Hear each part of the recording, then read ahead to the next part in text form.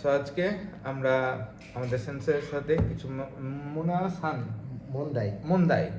মন্দাই করব এবং সেটা অ্যান্সার আমাদেরকে আমাদের সেন্সে দিবেন। জি, কোথায় মানে অ্যানসার, কোথায় মানে অ্যান্সার দিবেন, কোথায় দেব, কি ব্যাপারে, নিহন সম্পর্কে দিবেন। ওকে, আমাদের এখানে একজন ক্যান্ডিডেট আছেন, উনি এখন কিছু কোশ্চেন করবেন এবং আমাদের টিচার সেটা উত্তর দেবেন। প্রশ্নটা হচ্ছে প্রথম মন্দাই হচ্ছে যে মেয়ে, আমি তো মেয়ে মানুষ তাই না, মেয়ে মানুষ কি এসএসডব্লিউ ইচি মন্দাইচি মানে এক নাম্বার প্রশ্ন। এক নম্বর প্রশ্ন হচ্ছে যে আমি কি যেতে পারবো এসএসডব্লিউ ভিসায়? হ্যাঁ, অবশ্যই মেয়েরাও যেতে পারবে এসএসডব্লিউ ভিসায়। এসএসডব্লিউ মানে কি? এসএসডব্লিউ মানে মানে আপনি এসএসডব্লিউ এটা হচ্ছে একটা ওয়ার্কার ভিসা। যেমন 3 রকম ক্যাটাগরির ভিসা হয় জাপানে। একটা এসএসডব্লিউ, আর একটা হচ্ছে স্টুডেন্ট ভিসা, আর আরেকটা হচ্ছে আই এম জাপান, আর আরেকটা আছে 4টা আছে টোটাল। আরেকটা হচ্ছে টিআইটিপি। সব ভিসা সম্পর্কে আমি বলছি আপনাকে একে একে। যেমন স্টুডেন্ট ভিসায় ফার্স্টে আপনি যে শিখতে পারবেন, যেমন আপনার ফার্স্টে যে পড়ালেখার খরচ বাপ মাকে পাঠাতে হবে না, নিজের খরচে চলতে পারবেন। ওখানে ধরেন বেতন দেয় 2 লাখ টাকা প্লাস, মানে যে কোনো মানুষেরই কাজে যায় বেতন হয় 2,30,000 মতো। তো ওর মধ্যে আপনার 1 লাখ টাকা আপনার কলেজ ফি দিতে হবে, আরও 1 লাখ টাকা আপনার খাওয়া দাওয়া, ঘর ভাড়া, যাওয়া আসার ভাড়া, এগুলো লাগবে। দেয়া আপনি কোনো রকম যদি খুব কম খরচ করে চলেন, তাহলে আপনি স্টুডেন্ট ভিসায় বাড়িতে 20-30 হাজার টাকা পাঠাতে পারবেন আপনার নিজেই সব চলাফেরা করার পরে। এটা হচ্ছে একটা স্টুডেন্ট ভিসা। আর আই এম জাপান যেটা হচ্ছে টিটিসি, সব টিটিসি থেকে ফ্রিতে নিয়ে যায় সরকার থেকে। এটা তো সরকারি ভিসায়, এই ভিসায় আপনাকে ফার্স্টে ওরা কিভাবে নেবে, যেদিন চান্স নেয় সেদিন আপনাকে 35টা বুক ডাউন দেওয়া পারা লাগবে, 3 কিলোমিটার দৌড় পারা লাগবে, মাত্র 15 মিনিট সময় দিবে, ওর মধ্যে 3 কিলোমিটার দৌড় পারা লাগবে। আর 3 নাম্বার হচ্ছে আপনার চোখের কালার রাউন্ড টেস্ট করবে, যে আপনার চোখ ঠিক আছে কিনা, আপনি দেখতে পাচ্ছেন কিনা। হ্যাঁ, সব দিক দিয়ে আপনার ফিটনেস লাগবে। পড়ালেখা তো ওটা সব শেষে, আগে এগুলো নিবে, তারপরে পড়ালেখাতে ওরা ট্রেনিং করে আপনারা তখন নিয়ে যাবে। তো এটাতে আপনার যাতে 2-3 বছর টাইম লেগে যায়। এসএসডব্লিউ প্রসেসিং একটু তাড়াতাড়ি হয়, যত তাড়াতাড়ি আপনি শেষ করবেন আপনার উপরে ডিপেন্ড করে আপনি জাপান যেতে পারবেন। কিন্তু আই এম জাপানে এরকম না, আপনি ধরেন সব শেষে আপনি বসে আছেন, তাও সরকারি প্রসেসিং অনুযায়ী একটু টাইম লাগে, 2-3 বছর অনেক জনের লেগে যায় যেতে। কিন্তু এটাতে আপনি ফ্রিতে যেতে পারবেন, একদম ফুল ফ্রি। প্রচুর হার্ড ওয়ার্ক করা লাগবে শরীরে, পড়ালেখা। আই এম জাপানে গেলে আচ্ছা। আর টিআইটিবি যেটা ভিসা আছে, এটা হচ্ছে আগে খুব চলতো, N5 করে যাওয়া যেত। N5 শেষ হলে তখন সবাই N5 করে জাপান যেতে পারে। টিআইটিবি ভিসাতে সমস্যা হয় ওখানে যে আপনার ধরেন ওর কাজের যখন আপনি বুঝতে পারবেন না ওদের কথা, তখন ওরা যে কাজটা দিলে ওটা যখন কমপ্লিট করতে পারবেন না, তখন আপনার বুক বের করবে। হ্যাঁ, তখন আপনার কোম্পানি থেকে বের করে দিবে, এটা করবে, আপনার নিজেই মানে স্টেবল হবে না যে কোনো কাজে, তখন মানুষ স্টেবল হতে পারবে না। তারপরে আরো বাইতে পাবেন না, পার্ট টাইম জব পাবেন না, অনেক সমস্যা করতে হবে।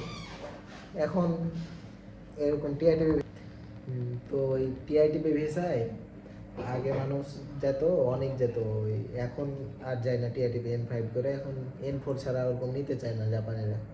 N5 করে স্টুডেন্ট ভিসায় যেতে পারবেন। ওখানে যে আপনার ল্যাঙ্গুয়েজ কোর্স করায়, তো তখন N4 করে করে। কিন্তু স্টুডেন্ট ভিসায় যে আপনার 3-4 বছর আগে একটু প্যারা খেতে হয়। 3 বছর মতো আপনি নিজেই করবেন, পড়ালেখার পাশাপাশি পার্ট টাইম জব, আবার স্কুল যেতে হবে, কলেজ যেতে হয়।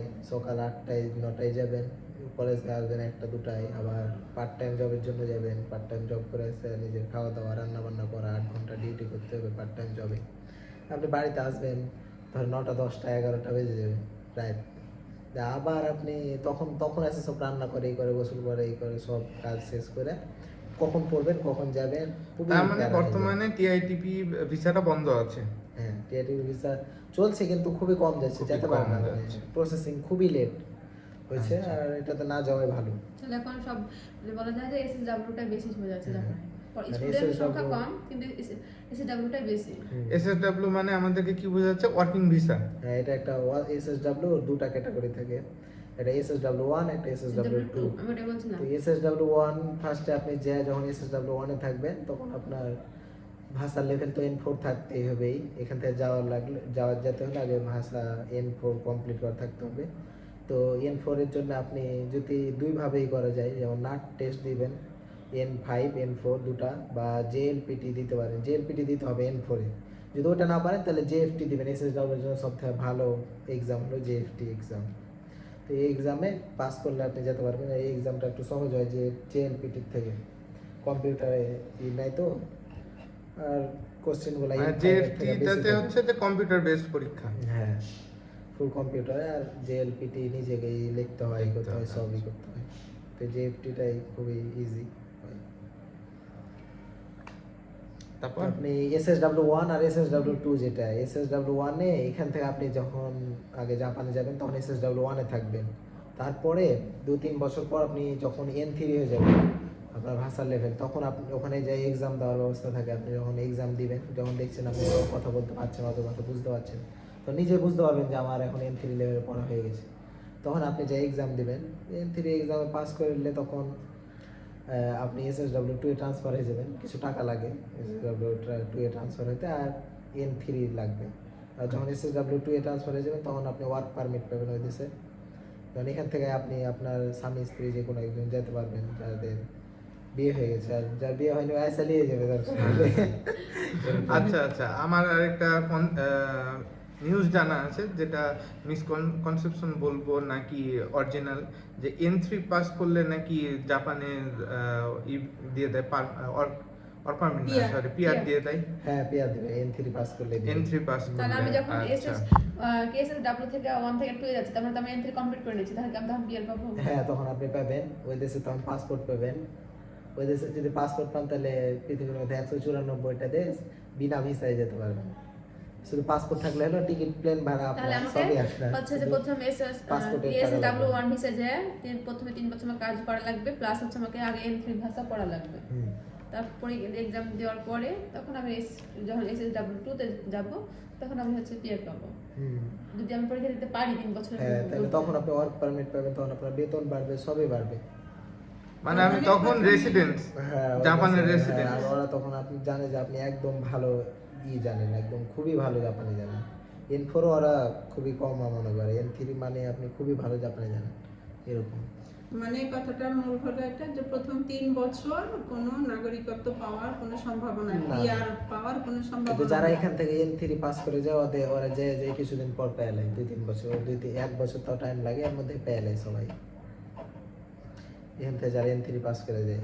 আচ্ছা, যে যায় সাথে সাথে কাজ করতে পারবে, এই হ্যাঁ, তো। যাই কাজ করতে পারে। আর SSW ভিসায় গেলে আপনার খুবই উপকার আছে। যেমন আপনি ধরেন একটা কোম্পানিতে পড়ে গেলেন, এমন কাজ যে আপনি কাজ করতে পারেন না, এমনও কাজ হতে পারে যে কাজ আপনি করতে পারেন না, তখন আপনি 3 মাস পর কোম্পানি চেঞ্জ করতে পারবেন। আর যদি আয়ান জাপান এগুলোতে যান, 3 বছর আগে কোনো কোম্পানি নাই, যেটা কাজ দেবে সেটাই বের হতে করা পারা লাগবে। যাবে হ্যাঁ, না। যেটা কাজ দেবে সেটাই করা লাগবে, কোনো নাই। আর এনে SSW কি কি ভিসা আপনি ধরনের নিজের কাজ করতে টাকা দিয়ে হবে? গেছেন, আপনি নিজের টাকা দিয়ে গেছেন, সেটা আপনি ভালো ভালো কাজে যেতে পারবেন। আপনার যেটা ইচ্ছা আপনি নিজে সিলেক্ট হতে পারবেন, আপনি নিজে কোম্পানি বের হয়ে যেতে পারবেন। আপনার ইচ্ছা মতন একটা কোম্পানিতে জয়েন হতে পারবেন। কিন্তু আয়াম জাপান এরকম না, ওরা আপনাকে ফ্রিতে নিয়ে গেছে, ওদের নিজের টাকা ইনভেস্ট করে নিয়ে গেছে, আপনার টাকা তো আপনার তুলতে হবে ওদের। যেখানে নিয়ে যে ঢুকাবি ওখানে থাকতে হবে হ্যাঁ, মিনিমাম 3 ওখানে বছর। থাকতে হবে। আর কি তারপর? আপনার কোশ্চেন আছে? আমি তো কি একটা বলছিলাম, ওটা বলো। তারপরে কোশ্চেন, হ্যাঁ, না আমিও বলি যে ওইটা হচ্ছে গেল যে ASSW কি বলছো, যেটা কাজের জন্য। SSW হ্যাঁ, এটার জন্য যখন গেল, যাওয়ার পরে কাজ শুরু করলো। হ্যাঁ, এইটা প্রথম ধাপে কেমন ওদের ওখানে বেতন হয় কেমন এবং কাজের ধরন কেমন? হ্যাঁ, SSW যে কোনো ভিসায়, মানে SSW ভিসায় আপনি যে কোনো ভিসা, SSW হোক আর হোক, স্টুডেন্ট ভিসা হোক, সবার যে বেসিক বেতন হচ্ছে 2,30,000 টাকা করে, সবারই বেতন একই। তো যদি 2,30,000 টাকা বেতন হয় তাহলে খরচ হয় কেমন? খরচ হয় যেমন আপনার খাওয়া দাওয়া, এই কোম্পানি থেকে, যেমন ওই যে আমার একটা বড় ভাই আছে, ওই জাপানিতে এখন পড়ছে, ওই একটা কোম্পানিতে ভাইবা দিয়েছিল, কোম্পানি থেকে নিজেই আছে আপনার, আগে এখান থেকে সব সিলেক্ট করে নেবে ওরা, ওই দেশে যে আপনার কি দিবে না দিবে এরকম কিছু নাই, এখান থেকে আপনি সব সিলেক্ট করে যেতে পারবেন, কোম্পানি কি কি আপনার সুযোগ সুবিধা দেবে সব জানতে পারবেন, দিয়ে যেতে পারবেন। জেনে শুনে যাবে। হ্যাঁ, তো আচ্ছা। ওই কোম্পানিটাতে ছিল আপনার থাকা ওদেরই, খাওয়া নিজের, আর সপ্তাহে 2 দিন করে ছুটি দিবে, মানে সপ্তাহে 2 দিন করে ছুটি হলে মাসে 22 দিন কাজ হয়, মাসে ওর 22 দিন কাজ, আর ওর মাসিক বেতন দিবে 22 দিন কাজ করে ওর বেতন দিবে 2,30,000। ওই যদি অন্য দিন আর না যায় তো সমস্যা নেই। আর ছুটির দিনে ওই যে ওকে বলেছে যে ছুটির দিনে যদি তুমি কাজ করো 35% বেশি টাকা দেবো। আচ্ছা, তখন কয় ঘন্টা করতে হবে তখন ছুটির দিনে আপনি যত ঘন্টা সারাদিন করতে পারেন, যতক্ষণ ইচ্ছা। হ্যাঁ, আচ্ছা, ওটা unlimited। তখন আপনার আরো বেশি টাকা বেতন দিবে ওটা। তখন আপনি ধরেন এই 22 দিন বাদ দিয়ে দেন, ওই 8 দিনে যদি 8 ঘন্টা করে ডিউটি করেন তো ঘন্টায় ওরা 1300 ইয়ান দেয়, মানে বাংলাদেশি টাকায় 1000 টাকা। আচ্ছা, তো আপনি যদি কোনো ধরেন ওই 35% বেশি টাকা না দিলেও তাও আপনার দিনে 8,000 টাকা হয়, তাহলে ওই বাদ বাকি ওই 8 দিন, তাহলে এই যে 8 16 সরি 64 করে 8 64 হয়, তাহলে ওই যে 64,000 টাকা আপনার এমনি থাকছে। ওটা এক্সট্রা জমা হচ্ছে ওই ছুটির দিনের জন্য হচ্ছে। আর এই যে 2,30,000 হচ্ছে এর ভিতরে থাকা, না থাকা তো তাদের, খাওয়া এবং নিজের আনুষঙ্গিক যে খরচ সেটা নিয়ে, সেটার খরচ এটা। খাওয়া খরচ হয় আপনার ওদের ওখানে ধরেন 50-60 প্লাস 50-60,000 প্লাস খরচ হয়। খাওয়া দাওয়া, ঘর ভাড়া আছে, এই আছে আপনার, তারপরে অনেক ধরনের বিল আছে, তারপরে ট্যাক্স আছে, আছে অনেক কিছু দিয়ে আপনার তখন 1 লাখ টাকা খরচ হয়ে যায়। আচ্ছা, 1 লাখ খরচ হয়ে গেলে তো আরো 1,20,000-30,000 থেকেই যায়। হ্যাঁ, ওটা এমনি থাকে। আর হচ্ছে এমনি তো আপনি যদি ওভার টাইম করেন তাহলে তো আরো থাকছে, তখন মানুষ প্রায় 2 লাখ টাকা এমনি পাঠাতে পারে। আর অনেকজন আছে কিছু অন্য ছুটির দিন 2 দিন করে ঘুরে বেড়ায় 1 লাখ টাকা বাড়িতে পাঠায়। আচ্ছা, যারা সময় যেভাবে কাজে লাগাবে সেভাবে বেতন হবে। আর এটা হলো যে এটা হলো পিআর হলো। আর যেটা রেসিডেন্স, যেটা হচ্ছে নাগরিক হওয়া এটা মিনিমাম 3 বছর হতে হবে এই এসএসডব্লিউ তে যায়। না, ওই N3 পাস করা লাগবে তাইলে ও আচ্ছা, N3 পাস না করলে নাগরিক হওয়ার কোনো ইয়া নাই। তখন কি আচ্ছা, আর যদি ওটা তো থাকলো যে একজন গেল, মনে করো একজনের এগুলো সবকিছু, যারা ফ্যামিলি নিয়ে গেল, বউ নিয়ে গেল বা হাজবেন্ড নিয়ে গেল, তাদের তো আলাদা বাসা নিতে হবে। তখন তো আর ওই কোম্পানি দিবে না যে এখানে কাজ করবে, তখন নিজেকে ভাড়া থাকা লাগবে। তাহলে কি সেটা কোম্পানি থেকে কিছু ভাড়াটা দিবে? ওরা কিছু দেবে না, নিজে সবে নিজের উপরে থাকলো, তখন একটু কম বাঁচবে টাকা, এটাই। হ্যাঁ হ্যাঁ, তখন যখন দুজনেই কাজ করবে আস্তে আস্তে, কিন্তু ওই যে ধরেন অনেকজন আছে যারা নিয়ে গেল, স্বামী স্ত্রীকে নিয়ে গেল ধরেন, তখন ওই তো ভাষা জান না, তখন কি কাজ করবে? এই জন্য বাড়িতে থেকে থেকে ভাষা শিখেই করে। যখন ভাষা শিখায় যায় তখন এক্সাম দেওয়া, জাপানে এক্সাম দেওয়া দিয়ে কাজ করে দুজনেই। আচ্ছা, দুজনে কাজ করলে তখন আর সমস্যা হয় না, কিন্তু একজন থাকলে কোম্পানি থাকার সুযোগটা দেয়, খাবার খরচটা নিজে। হ্যাঁ, ওরা তো অতজনকে চালাবে না, আপনি যখন কাউকে নিয়ে যাবেন আপনি নিজের রাস্তা নিজে দেখে দিতে হবে। হ্যাঁ, আচ্ছা। আর কিছু? আচ্ছা, যে পরীক্ষা দিব জেএফটি, হ্যাঁ, কত মার্কের পরীক্ষা হবে? জেএফটি এক্সাম হয় আপনার 250 মার্কের এক্সাম। এটা একটু সমস্যা হয়ে যায়, 250 মার্কের মধ্যে 200 উঠাই লাগে, পেতে হবে, 200 পেতেই হবে, নাহলে আপনি পাস করতে পারবেন না। আর জেএলপিটি যেটা, ওটা 180-এর মধ্যে 90 পারে পাস, অর্ধেক। হাফ। হ্যাঁ, আচ্ছা, জেএফটি ওখানে কি নাম্বার বন্টন আছে? A1 A1 2 এরকম কিছু একটা আছে ভাগ, যত থাকে এত পেলে হচ্ছে এটা A1 এর মধ্যে পড়ে, এটা থেকে পেলে হচ্ছে A2 এর মধ্যে পড়ে। না না, এরকমই না, ওর 3টা থাকে। একটা হচ্ছে ফার্স্টে থাকবে আপনার লিসনিং থাকবে, দ্বিতীয়ত হচ্ছে আপনি লিসনিং কিভাবে হয়, আপনার ওই যে বক্সে বাজবে, কোনো কম্পিউটারে বক্সে বাজবে, কম্পিউটার মানে জেএফটিতে যেটা বলছি, জেএলপিতে আলাদা, জেএফটিতেও আলাদা লিসনিং। লিসনিং হচ্ছে আপনার ওই কম্পিউটারে আপনার ওই বাজবে ওই আওয়াজটা, তখন ওর মধ্যে আপনাকে তখন সিলেক্ট করতে হবে যে আপনার 4টা ছবি দেওয়া থাকবে, ওর মধ্যে ওই কোন কাজটা করছে বা কি করছে ওটা তখন টিক দেওয়া লাগবে যে কোনটা ঠিক ঠিক। ও, এটা হচ্ছে লিসেনিং, হ্যাঁ, ছবি দেখেও অ্যানসার করা। হ্যাঁ, তোমাদের ওটার মতো।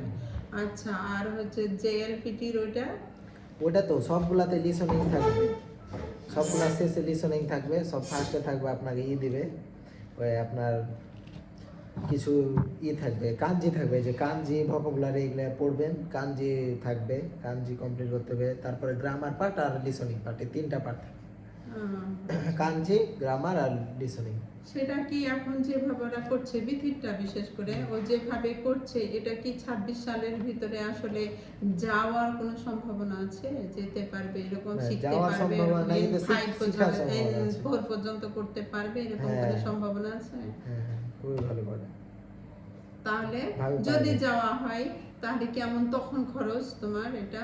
হ্যাঁ, বিশেষ যাওয়ার সময় ডাব্লিউতে? আপনার SSW তে খরচ হয় 5 লাখ টাকা, 4 থেকে 5 লাখ টাকা খরচ সেটা হয়। হচ্ছে যে এজেন্সি নাই না, এজেন্সি যা এই 5 লাখ টাকা নিয়ে নাই একেবারে ওখানে যায় পৌঁছানো, কাজ শুরু করা পর্যন্ত নেই, এটা না কত দূর এজেন্সি পর্যন্ত? বলতে আপনার ভিসা আপনার হাতে দিবে, তারপরে টাকা। এই 5 লাখ টাকা নিয়ে নেবে? হ্যাঁ। আচ্ছা, নিয়ে নিল, কিন্তু তারপরে যে গেল ক্যান্ডিডেট সে চলে গেল, ও তো ও তাকে টিকিট করে দিল, টিকিট করে দেওয়ার পরে সে জায়গা মতো চলে গেল, কারণ ও জেনেই যাচ্ছে যে আমি কি কাজ করছি, হ্যাঁ। আমি কি কি পাবো, কত কোথায় টাকা বেতন থাকবো। পাবো বা হ্যাঁ, কোথায় কোম্পানি থাকবো, নিজে ওর সাথে সবই কথা যেহেতু বলে জেনে নেবে। গেল, হ্যাঁ। তো ওইখানে যাওয়ার পরে তখন কোম্পানি নিজে এসে আপনাকে নিতে আসবে। কোম্পানি আমি বলছি ওই 5 লাখ টাকা কি ওই কোম্পানিতে যায় কাজ শুরু করার আগ পর্যন্ত খরচ এটা?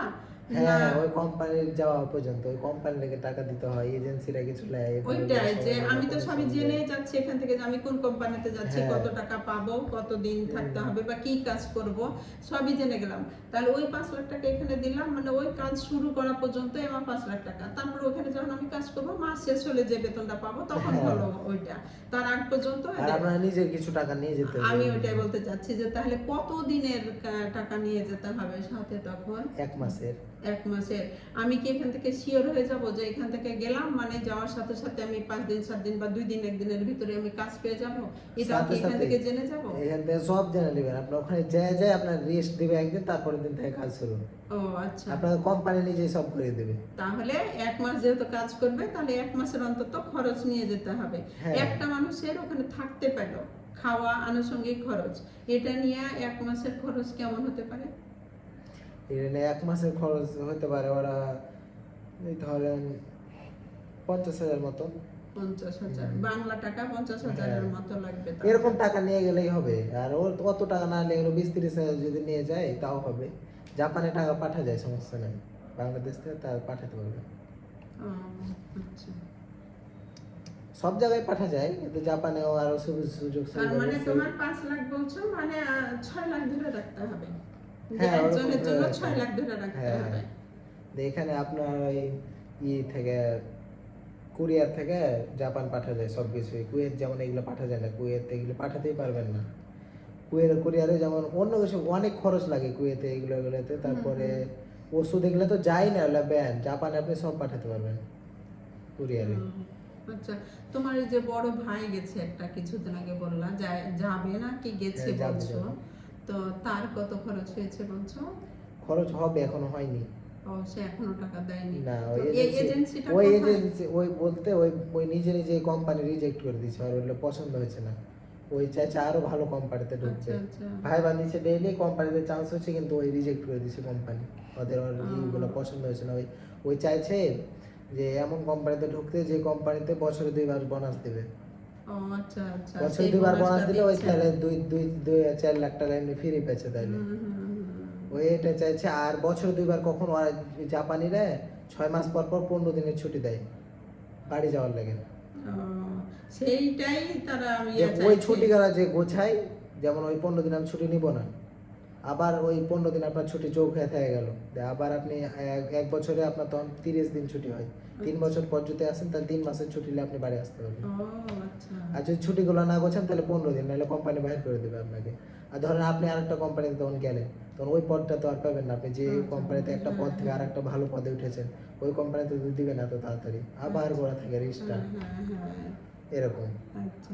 সব জায়গায় কিনে আপনি এই কোম্পানিতে তখন হয়ে গেছেন, জানে মালিক যে আপনার একটু এখন পদ একটা করে বাড়ছে। তারপর আবার বাংলাদেশে বা কেউ গেল, ওদের আপনি তখন শিখাবেন, ওদের থেকে আবার লিডার হবে। হ্যাঁ, এবার আপনি ওইটা আগাইতে যে থাকবেন। বললো যে তোমার 6 মাস পর পর 15 দিন করে ছুটি পেলো, তো আমি ধরো ছুটি নিয়েই নিলাম, তাহলে তো ওই 15 দিন আমি ফুল টাইম কাজ করতে পারবো বাইরে, না এটা ওই টাইম হ্যাঁ ওদের ওই কোম্পানি ছুটি যারা নিবে তারা নিয়ে চলে গেল, আর যারা নিবে না ওরা ওখানে কাজ করবে। ছুটি নিয়ে নিল, হ্যাঁ ধরো ছুটি নিয়ে হ্যাঁ। নিল, কারণ আমি যখন ভিতরে থাকি ছুটি না তখন আপনার একটা অন্য- বেতন পাচ্ছি, অন্য জায়গায় আর থাকেন। আমি যদি বাইরে সে 15 দিন ছুটি কাটাই, যেমন 2 দিন ছুটি কাটাতে আমি অনেক হ্যাঁ। লাভবান হচ্ছি, তো আমি এই 15 দিনের ছুটি ঠিকই নিয়ে নিলাম 6 মাস পরে, হ্যাঁ। যে আমি ওই 15 দিন তো বাইরে কাজ করতে পারবো। বাইরে কাজ করতে পারবেন না, কারণ ওই 15 দিনের জন্য কে নেবে আপনাকে? সুপার মার্কেটে ধরেন আপনি কাজে গেলেন, ওরা তো এই ক্ষণস্থায়ী কোনো মানুষকে নেবে না। ও তো ওই যে 2 দিন ছুটির দিন কাজগুলো সেই কোম্পানি করে নেবে। হ্যাঁ ওই কোম্পানিতে কাজ চলতেই থাকে। ও আচ্ছা আচ্ছা। কোম্পানির কাজ কোনো দিন অফ হয় না, ছুটি হোক গাড়ি হোক, ঈদের দিন হোক, ওদের কোনো ঈদ টিদ কিছু নাই, তো সারা জীবন কাজ করতে পারবে। আচ্ছা ঠিক কাজের আছে, কোনো শেষ বুঝলাম। নাই। মানে বাইরে কাজ করতে যাওয়ার সুযোগ না, নাই। বাইরে কাজ যে করতে আমি পারবেন এখন না। ছুটি নিয়ে নিব, ছুটি নিয়ে নিয়ে অন্য বললে কোথাও একটু কাজ রেস্টুরেন্টে করবো। কাজ করবো বা এটা করবো, এটা করবো, পারবেন না, ওটা হবে না। আচ্ছা, আর কোন কোশ্চেন? পোজ করে। আচ্ছা, তাহলে আজকের মতো কোয়ারি এখানেই শেষ হলো। হুম। তো আমি শুনেছি, সায়নারা। আমি ফোন চেক করছি।